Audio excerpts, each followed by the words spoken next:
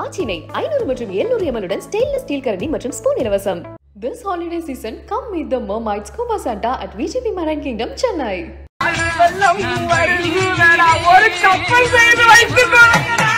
வெள்ளம் வருகிறது, காளி வெள்ளம் வருகிறப்பா, கப்பல் விட்டு செய்திருக்கோம்னு சொல்லுகிறார். முன்னாலேயே ஏன் சொல்லப்படவில்லை ஒரு கேட்கிற 200 ஆண்டுகளாக ஒவ்வொரு எங்களுடைய வழிபாட்டு தலத்திலும் இப்படி பாடிக்கொண்டிருக்கிறார்கள்.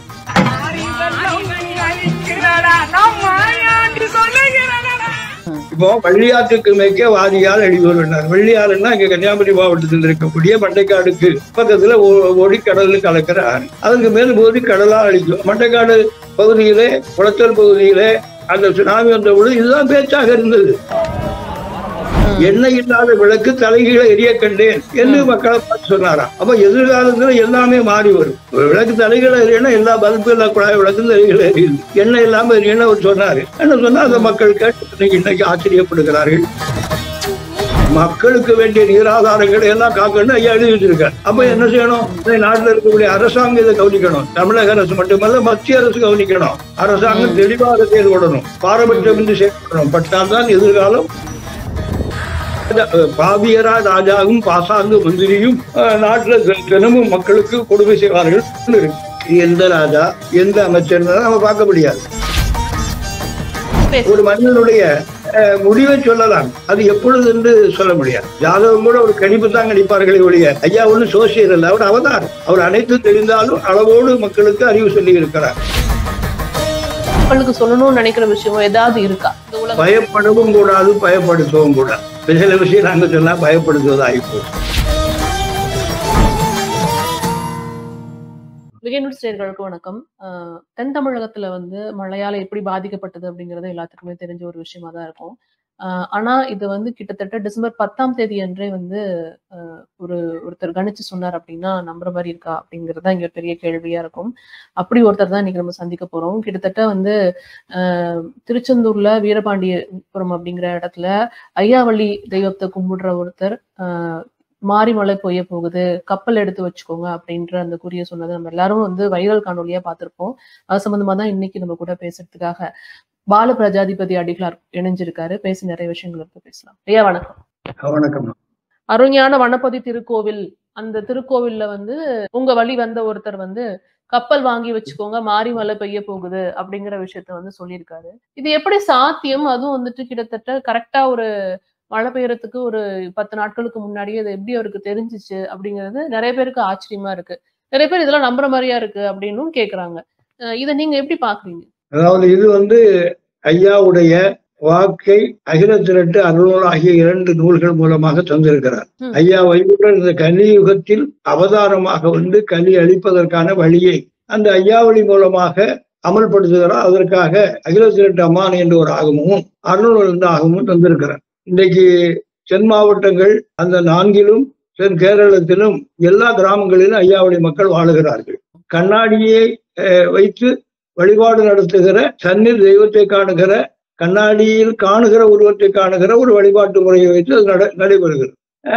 நிறைய தீர்க்க தரிசனங்களும் சொல்லப்பட்டது. வைகுண்ட சாமி யார்? அவர் கலி அடிக்க வந்த அவதாரம் என்று சொன்னால் அவருக்கு சில ஆற்றல்கள் இருக்கும். அப்ப சில தீர்க்க தரிசனம் நாட்டில் இப்படி விழா நடக்கும் அப்படி சொல்லி இருக்கிறார். அப்ப இத பாடலா பாடுகிற மரபு எல்லா இடமும் இருக்கு. எங்களுடைய ஆயிரக்கணக்கான ஐயாவளி வழிபாட்டு தலங்களில் அல்லது திருச்செந்தூர், தூத்துக்குடியில நிறைய இருக்கு, நெல்லையில இருக்கு, தென்காசியில இருக்கு, கன்னியாகுமரி, எல்லா ஊர்லயும் இருக்கு. அப்ப இவைகளை எல்லாம் நடத்துகிறவர்கள் வணங்குகிறவர்களோடு சேர்ந்து இதை இப்படி அருள் கணக்கு போல சிலர் பாடுகிறார்கள். அப்ப மனிதனுடையது நம்ம நேரடியா வாசித்து தெரிவதை விட யாராவது ஆடி சொன்னால் அதை கொஞ்சம் பார்ப்பார். அப்ப அங்க எல்லா அந்த வழிபாட்டு தலங்களில் அந்தந்த இடத்தில் இருக்கிறவர்கள் அந்த வாசகம் அதுதான், ஆனால் அது பாடுகிற முறையும் அதுவும் வித்தியாசமாக இருக்கும். அப்ப அவரு சொன்னப்ப எல்லாரும் பார்க்கிறார்கள். அப்ப அவர் சொல்லுகிறது அதற்கு விளக்கம் அவர் சொல்லல இல்லையா? அவர் என்ன சொல்லுகிறார்? வெள்ளம் வருகிறது, காளி வெள்ளம் வருகிறப்பா, கப்பல் விட்டு செய்திருக்கோம்னு சொல்லுகிறார். அப்ப அதனுடைய அர்த்தம் தாற்பயம் 200 ஆண்டுகளாக இது இந்த நாட்டிலே இருந்து கொண்டிருக்கிறது. ஏட்டிலே இருந்து இந்த புத்தகத்தில இருக்கிறது, எல்லா இடமும் தெரியும். அப்போ காளி வெள்ளம் என்றாலே பெருவெள்ளம், ஆர்கோஷமான வெள்ளம். அந்த வெள்ளம் வருகிற பொழுது அதிலிருந்து தப்பிக்கொள்ள வேண்டுமென்றால் கப்பல் தானே முடியும். கப்பல் என்பது தற்காலிக ஏற்பாடாக இருந்தாலும் அது அந்த வெள்ள பெருக்கிலிருந்து, வெள்ளத்தின் அழிவிலிருந்து தன்னை காத்துக் கொள்வதற்கான ஒரு உபாயம்.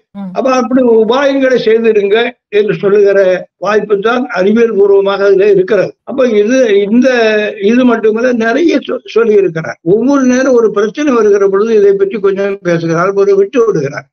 முன்னாலேயே ஏன் சொல்லப்படவில்லை இவர் கேட்கிற 200 ஆண்டுகளாக ஒவ்வொரு எங்களுடைய வழிபாட்டு தலத்திலும் இப்படி பாடிக்கொண்டிருக்கிறார்கள். அவர்கள் கேட்கவில்லை என்பது இதனால் இது முன்னால் சொல்லப்படவில்லை என்று யாரும் நினைக்க கூடாது. ஏதோ இதை இன்னைக்கு பார்த்த உடனே இது ஒரு ஒரு ஒரு ஒரு கோயின்சிடன்ஸ் கொண்டு ஒரு தொடர்பு இருப்பதனால இன்று பேசப்படுகிறது. இது இப்ப மாறி மழை பெய்ய போகுது, கப்பல் வாங்கி வச்சுக்கோங்க அப்படின்னு சொன்னது இப்ப அந்த பகுதி மக்களுக்கு சொன்னதாதான் நம்ம இப்ப பார்க்கும்போது எடுத்துக்க முடியுது. ஆடிக்கிட்டே பாடும்போது எப்படி நம்ம எடுத்துக்கிறதுங்கிற ஒரு சந்தேகம். அது இப்போ நீங்க அந்த பகுதி அழித்ததுனால எங்க மக்கள் நிறைய வெள்ளத்துக்குள்ளே மாட்டி இருக்கிறார்கள். எங்களுடைய வழிபாட்டு இயக்கத்து குடும்பத்தை சார்ந்தவர் தான் அமைச்சரா இருந்தவர் கூட வெள்ளத்துக்குள்ளே மாட்டிக்கொண்டார். அப்போ பஞ்சம் ஒரு மழை இல்லாமல், அதுவும் அங்க சொல்லியிருக்கு. வறட்சியை பற்றி சொல்லியிருக்காரு. அதுபோல இந்த நாட்டுல வெட்ட வெளிதனிலே வேலி பயிராகுதடா என்பது ஐயாவுடைய ஒரு வாக்கு. வெட்ட வெளியா இருக்கிறது வேலியே பயிராகுது. இன்னைக்கு நீங்க வேலி உடை என்று சொல்லக்கூடிய கருவல் உடை எல்லாரும் அந்த உடைமர வேலி அந்த வேலியில் வைக்க வேண்டியது விளைபொருள் போல, விளைநிலம் போல என்று பரவி இருக்கிறார். முள்ளு முனையதிலே குளவெட்டி முன்மடை பாய கண்டேன் சிவனே ஐயா என்று சொல்லி இருக்கிறார். போர்வெல் 200 ஆண்டுக்கு முன்னால் போர்வெல் கிடையாது. பெரிய குளம் போல கிணறுகள் வைத்து கமலை வைத்து தண்ணீர் வைத்தார்கள், ஏற்ற வைத்து தண்ணீரை எடுத்தார்கள். பிறகு பம்பு செட் வந்தது, தண்ணீர் கீழே போனது, கிணறுகள் நிறைய வந்தது, குழாய் கிணறுகள் வந்தது. அப்போ முள்ளு முனையிலே குளம் வெட்டி முன்மடை பாய கண்டேன் சிவனே ஐயா. அப்போ பெரிய குளத்திலிருந்து மடை வழியா தண்ணீர் வரும். இது ஊசி முனையிலே பூமிக்குள்ளே இறக்கப்பட்ட அந்த சிறிய குழாய்க்குள்ளே இருந்து வேண்டிய தண்ணீர் எடுக்கிற ஒரு காரியம் வந்திருக்கிறது என்பது ஒரு நம்பிக்கை. எண்ணெய் இல்லாத விளக்கு தலைகீழ எரிய கண்டேன் என்று மக்களை பார்த்து சொன்னாராம். அப்ப எதிர்காலத்துல எல்லாமே மாறி வரும். கலி என்பதே தாழ்ந்தவர் என்று கருதப்படுகிறவர் மேலாண்மை செய்வது. கீழ் சாதி எல்லாம் கெருவிதம் கொண்டு மேல் சாதி எதை வேலை எது வாங்கிடும் காலம் வரும்னு சொல்லியிருக்காரு. அப்ப கால மாற்றங்களை நிறைய இடங்கள், அரசியல் மாற்றங்களை நிறைய சொல்லியிருக்கு. இதெல்லாம் எல்லாரும் சிந்திக்கிறது இல்லை. சும்மா அங்க ஒரு சாமியை கும்பிடும், வருகிறவர்கள்லாம் ஐயா ஏதாவது நன்மை செய்யணும் வேண்டுதல், இதுதான் நடக்கு. அவர் என்ன சொன்னார், அவருடைய லட்சியம் என்ன, இதை பற்றி சிந்திக்காததுதான் பிரச்சனை. இப்ப இவர்கள் சொல்லுகிறார்களா, இவர் என்னைக்கு சொல்லாரு, இதுக்கு முன்னுக்கு சொன்னாரு, இதுக்கு 200 ஆண்டா சொல்லுகிறார்கள். அவர் சொன்னார், அவருடைய தந்தை சொன்னார், அவருடைய முன்னோர்கள் சொன்னார்கள். நம்ம கேட்கல, இன்னைக்குதான் கேட்கிறோம். இன்னைக்குதான் ஐயாவை பற்றி சிந்திக்கிற ஒரு வாய்ப்பு வந்திருக்கு வைத்துக் கொள்வோமே. விளக்கு தலைகளை எறியனா எல்லா பல்பு எல்லா குழாய் விளக்கும் தலைகளை எரியுது, எண்ணெய் இல்லாம எரியனா அவர் சொன்னாரு. என்ன சொன்னா அந்த மக்கள் கேட்டு இன்னைக்கு ஆச்சரியப்படுகிறார்கள். அதுபோல இன்னும் நிறைய அணு ஆயுதங்களை பற்றி சொல்லி இருக்கிறார். இப்போ வெள்ளியாற்றுக்கு மேற்கே வாரியால் அழிவுறார். வெள்ளியாறுன்னா இங்க கன்னியாகுமரி மாவட்டத்தில் இருக்கக்கூடிய மண்டைக்காடுக்கு பக்கத்துல ஒடிக்கடல் கலக்கிற ஆறு. அதுக்கு மேல் போது கடலா அழிக்கும். மண்டைக்காடு பகுதியிலே, குளத்தல் பகுதியிலே அந்த சுனாமி வந்த பொழுது இதுதான் பேச்சாக இருந்தது. நம்மளுக்கே தெரியல இவ்வளவு விஷயங்கள் சொல்லியிருக்காருன்னு இப்ப நீங்க சொல்லிதான் எங்களுக்கே தெரியுது. இப்ப இந்த டிசம்பர் 10ஆம் தேதி அவங்க சொல்லும் போது இது எல்லாராலும் புரிந்து கொள்ளப்பட்டதா அப்படிங்கிறது ஃபர்ஸ்ட் ஆஃப் ஆல் ஒரு பெரிய கேள்வி. இது நிஜமாலே நடக்க போதா, புரிந்து கொள்ளப்பட்டதாங்கிறது மிகப்பெரிய கேள்வி. இது இந்த ஆண்டுதான் நடக்குமா அப்படிங்கறதும் இன்னொரு ஒரு சந்தேகம். சில விஷயங்கள் ஆண்டு மாதம் தேதியோடு முன்னறிவிப்பு சொல்லப்படுவதில்லை. ஆன்மீகம் சொல்வது இப்படி எல்லாம் வரப்பா, தப்ப வழி தப்பி போகிறீர்கள் இல்லையா. அறவுரை சொல்லுகிற பொழுது இது அந்த ராஜா பாவியரா ராஜாவும் பாசாங்கு மந்திரியும் நாட்டுல தினமும் மக்களுக்கு கொடுமை செய்வார்கள் இருக்கு.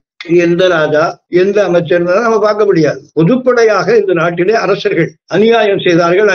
திருவிதாங்கூர்ல இருந்து அநியாயத்தை பற்றி தெரியும் பாடிட்டு இருக்காரு. பெண்கள் மேலாடை அணியக்கூடாது, அதுக்காக ஒரு பெரிய போராட்டம், தொழிற்சிலை போராட்டம் இருந்து மானம் காத்த ஒரு வாய்ப்பு. நாங்கெல்லாம் தலையில் கட்டிக் கொள்வது, இடுப்பிலே மேலே துணி கட்டக்கூடாது என்று சொன்ன அரசனுடைய கட்டளைக்கு எதிராக வைகுண்டருடைய கட்டளை, எல்லாரும் இந்நாட்டு மன்னர் எல்லோருக்கும் நான் கந்தை துணியை கிரீடமாக கட்டி கொடுங்கள்னு சொன்னாங்க. இடுப்பில் கட்டுகிற அடிமைகள் அல்ல, தலையில் கட்டி வாழுகிறது. தலை நிமிர்ந்து அந்த சமூக நீதிக்காக உருவாக்கப்பட்டது. அவர்கள்லாம் இந்த அரசர்கள், அவர்களை சார்ந்தவர்களால் அடிமைப்படுத்தப்பட்டு அந்த மனு தர்மம் என்ற அதர்ம கோட்பாடை சொல்லி, ஆண் பெண் பேதத்தை சொல்லி, ஏற்றத்தாழ்வை சொல்லி, ஜாதி தீண்டாமையை சொல்லி கண்டால் தீட்டு தொட்டால் தீட்டு என்ன எவ்வளவு கொடுமை. ஒரு ஜாதிக்குதான் இத்தனை முரண் இருக்கிறது. அந்த திருவிதாங்கூர் அரசாங்கத்துக்கு எதிராக ஐயா பேசுறார். நாளை என் மக்கள் ஆடாடுவார்கள், நீ என்னுடைய அடிபணியே வருவாய் என்று. சித்திர மகாராஜா அவருடைய ஆட்சி முடிந்த காலத்திலே 56 சாமி கப்பல் வந்து வணங்கி சென்றார். அவருடைய குடும்பம் இன்றைக்கு ஐயாவை மதிக்கிறது, போற்றுகிறது, வைகுண்ட வாசன் அருள் மறைத்தவர் என்று சொல்லுகிற அளவுக்கு இருக்கிறார். ஜோதிடர்கள்லாம் வந்துட்டு ஒரு கணிப்பு சொல்றாங்க. இப்ப 2023 ஆரம்பிக்கும் போது இது போன்ற இயற்கை பேரிடர்கள் இருக்கும் அப்படின்னு சில ஜோதிடர்கள் சரியாகவே கணித்தார்கள் சொல்ல முடியும். 2024 வரும்போது இப்படி இருக்கும் அப்படின்லாம் சொல்றாங்க. நம்மளுக்கு இவ்வளவு விஷயங்கள் தெரிஞ்சிருக்கு, ஐயா வைகுந்தர் அவர்கள் இவ்வளவு விஷயங்களை விட்டு சென்றிருக்காரு அப்படிங்கிறப்ப இந்த ஆண்டு இப்படி இருக்கும், இந்த பகுதியில இப்படி இது போன்ற பிரச்சனைகள் வர வாய்ப்பு இருக்குன்னு ஐயா வைகுந்தர் கணிச்சிருக்காருங்கிறத சொல்லலாமா அப்படிங்கிற அப்படி சொல்றாரு. ஜோசியை போல அவர் சொல்லவே இல்லை, பொது நீதியை சொல்லுகிறார். இப்படி எல்லாம் நடக்கும். அவர் சொன்னால் நடக்கும். அது நீர் மேல் எழுத்தல்ல, அது கல்லு பாறையில் எழுதி வைக்கிற எழுத்து தான். நம்ம தமிழ்நாட்டினுடைய மாற்றங்களை சொன்னார். விருது கொடி பெற்ற பிள்ளை என்னுடைய மக்கள் நாடாளுவார் என்று பாருங்க. கேரளத்திலும் வைகுண்டருடைய அந்த பிள்ளைகள் தான் அன்று ஒடுக்கப்பட்ட மரபேறுகிறவர்கள் என்று கேளனப்படுத்தப்பட்ட மக்கள் தான் ஆட்சி அதிகாரத்திலே இருக்கிறார்கள். தமிழகத்தில் பெருந்தலைவர் காமராஜர் ஆட்சி வந்த காலத்தில் தான் திருவிதாங்கூர்ல அந்த அரசனுடைய ஆட்சி போனது. உன்னுடைய குடும்பத்தார் ஆட்சி இழக்கிற பொழுது என்னுடைய குடும்பம் ஆளும் என்று சொன்னவர் வைகுண்டர். பிறகுதான் தெரியும். ஒரு மனிதனுடைய முடிவை சொல்லலாம், அது எப்பொழுது என்று சொல்ல முடியாது. ஜாதகம் கூட ஒரு கணிப்பு தான் கணிப்பார்களே ஒழிய ஐயா ஒண்ணு சோசியர் அல்ல, அவர் அவதாரம். அவர் அனைத்து தெரிந்தாலும் அளவோடு மக்களுக்கு அறிவு சொல்லி இருக்கிறார். திருச்செம்பதி அழுகிதப்பா சிறுமாலும் சொல்லுகிறேன் என்று ஐயா தெளிவா சொல்லியிருக்கார். ஆனா திருச்செந்தூர்னா அது பதி என்றால் ஒரு ஸ்தலம். அந்த பகுதி தண்ணீரால் எப்படி சுசீந்திரத்துக்கு சொன்னாரோ, எப்படி அந்த தென்பகுதிக்கு சொன்னார், அது மாதிரி வடநாட்டையும் சொல்லி இருக்கிறார்.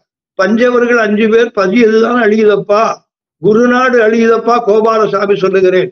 டெல்லி பட்டணம் வெள்ளத்தால் அழியும் என்பது விதி.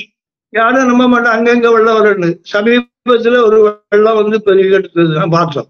ஏதோ ஒரு உபநதி உடைக்கிறே டெல்லியிலே வெள்ளப்பெருக்கு வந்தது. அதனால இதெல்லாம் நம்ம நடந்தால் அதுக்கு ஒப்புமை இருக்கா பாப்பா நிறைய சொல்லி இருக்காங்க. நிச்சயமா இதை தாண்டி நீங்க நிறைய விஷயங்கள் பார்த்திருப்பீங்க, அவருடைய எல்லா விடயங்களையும் படிச்சிருப்பீங்க. அப்படிங்கறதுனால நீங்க அஞ்சுற விஷயமோ இல்ல வந்து நீங்க மக்களுக்கு சொல்லணும்னு நினைக்கிற விஷயமோ ஏதாவது இருக்கா? இந்த உலகம் பயப்படவும் கூடாது, பயப்படுத்தவும் கூடாது. சில விஷயம் நாங்க சொன்னா பயப்படுத்துவது ஆகிப்போம். இந்த தமிழகத்திலே ஒரு சமாதானம், இந்தியாவில் ஒரு சமாதானம், ஒரு சமத்துவம் வர வேண்டும். ஏன்னா ஐயா சொன்ன இது மட்டும் இல்ல, உண்டான சாதி ஒக்க ஒருங்கினம் போல வாழணும்னு இருக்காரு. யாரு நினைக்கிறோம் அவன் சாதி பெருசுன்னு நினைக்கிறோம், இல்லை. யாரு யாருக்கு உயர்ந்தவர்கள் இல்லை, யாரு யாருக்கும் தாழ்ந்தவர்களும் இல்லை. சாதி உண்டாக்கப்பட்டது, அது தன்னந்தனால வாழணும் என்று எல்லாம் சொல்லுகிறார். அப்ப சில விஷயங்களை கலி என்பதால் எலி என்ற அது உருவம் உள்ளதல்ல, மாய்கை, ஜாதி என்ற மாய்கை, ஏற்றத்தாழ்வு மாய்கை. ஜாதிதான் பெரிய மாய்கைங்க. கடவுளை தொழுகிறது, கடவுளுக்கு பணி செய்கிறதுக்கு ஒரு ஜாதி, அவனுக்கு பேசுவதற்கு ஒரு மொழி என்பதே மிகப்பெரிய அவமானகரமான விஷயம். ஏன்னா இதெல்லாம் ஐயா கண்டிச்சிருக்காரு. இதை பேசாம எதையோ பேசிக்கொண்டே நாம் காலம் கிடைச்சி பயனில்லை. மக்களுக்கு வேண்டிய நீராதாரங்களை எல்லாம் காக்கணும்னு ஐயா எழுதி வச்சிருக்காரு. அப்ப என்ன செய்யணும்? இந்த நாட்டில் இருக்கக்கூடிய அரசாங்கம் இதை கவனிக்கணும். தமிழக அரசு மட்டுமல்ல, மத்திய அரசு கவனிக்கணும். தண்ணீர் ஒன்றும் தன்னால வராது, பள்ளத்திலிருந்து மேல் நோக்கி வராது. எங்கோ ஒரு தவறு நடந்திருக்கிறது. அப்ப இந்த ஆற்றங்கரைகளை எல்லாம் சரியாக்க வேண்டும். ஆறுகளிலே அசுத்த நீர் அங்கங்க தேங்கி இருக்கிற நீரை கொண்டு விடுவது, இதெல்லாம் மாற்றணும். அரசாங்கம் தெளிவாக செயல்படணும், பாரபட்சமின்றி செயல்படணும். பட்டால்தான் எதிர்காலம் நல்லது சேரும். மத்திய அரசு போட்டி போடக்கூடாது. ஏதோ தமிழரை 2ஆம் தர குடிமக்கள் போல நடத்தக்கூடாது. இவர்களுக்கு கொடுக்க வேண்டிய முழு உரிமையும் கொடுத்து அள்ளி கொடுத்து இப்பொழுது அரவணைத்துக் கொள்ள வேண்டியது மத்திய அரசுடைய கடமை. இவ்வளவு நேரம் பொறுமையா எல்லா கேள்விகளுக்கும் பதில் சொன்னதுக்கு ரொம்ப நன்றிங்க. ஒரு நல்ல தருணம். இன்னும் நிறைய இருக்கிறது. சமயம் வருகிற பொழுது சந்திப்போம், நாட்டை சிந்திக்க வைப்போம். நிச்சயமாக ஒரு அமைதியான இந்தியாவை, அமைதியான உலகை உருவாக்கும். நிச்சயமா. நன்றி. ஆச்சினை 500 மற்றும் 700 ml ஸ்டெயின்லெஸ் ஸ்டீல் கரண்டி மற்றும் ஸ்பூன் இலவசம். This holiday season, come meet the Mermaids Scuba Santa at VGP Marine Kingdom, Chennai.